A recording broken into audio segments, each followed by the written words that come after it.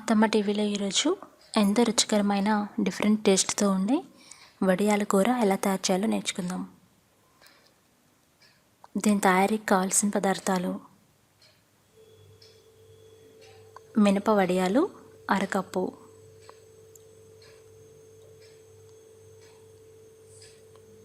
ఉల్లిపాయ పచ్చిమిరపకాయ ముక్కలు అరకప్పు, నానబెట్టుకున్న చింతపండు అరకప్పు, టమాటో ఒకటి ముక్కలుగా కోసి పెట్టుకోండి, చిన్న అల్లం ముక్క, వెల్లుల్లిపాయలు గ్రైండ్ చేసుకొని తయారు చేసుకున్న పేస్ట్ 1 టీ స్పూన్, కొద్దిగా కరివేపాకు, తాలింపు గింజలు 1 టీ స్పూన్, కారం 1 టేబుల్ స్పూన్,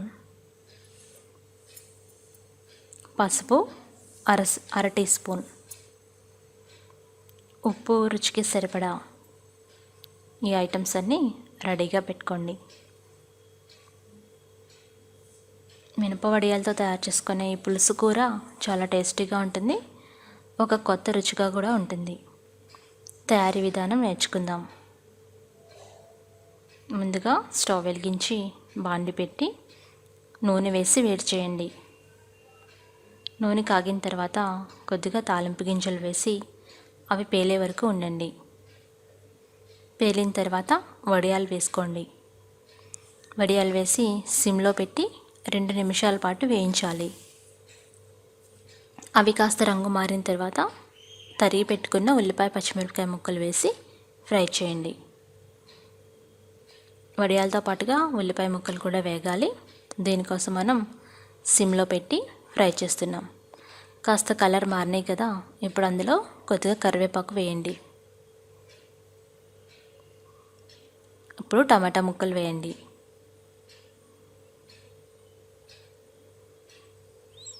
ఐదు నిమిషాల పాటు మూత పెట్టి ఉడికించుకోండి. తర్వాత రుచికి సరిపడగా ఉప్పు వేసుకోండి. తర్వాత కారం వేయండి. తర్వాత పసుపు కూడా వేయండి. గరం మసాలా పౌడర్ వేయండి. 5 నిమిషాల పాటు ఫ్రై చేయండి. ఇప్పుడు చింతపండు గుజ్జు వేయండి. చింతపండు రసం తీసి ఆ గుజ్జు వేయండి. తర్వాత గ్రేవీకి సరిపడగా నీళ్లు పోయండి. మూత పెట్టి సిమ్లో పెట్టి ఉడికించుకోవాలి. ఇప్పుడు అందులో ధనియాల పొడి వేయండి. మళ్ళా మూత పెట్టి సిమ్లో ఉడికించుకోండి. ఈ విధంగా గ్రేవీ దగ్గర పడుతుంటుంది. మధ్య మధ్యలో మూత తీసి కలయబెట్టుకుంటూ ఉడికించుకోవాలి. 5 నిమిషాల పాటు సిమ్లో ఉడికించుకుంటే బాగా ఉడుకుతుంది ఈ కూర. ఇప్పుడు వడియాలు ఉడికిందో లేదో తీసి ఒక ప్లేట్లో వేసి ఒత్తితే ఆ మెత్తగా ఉంటే కూర ఉడికిపోయినట్లు అర్థం.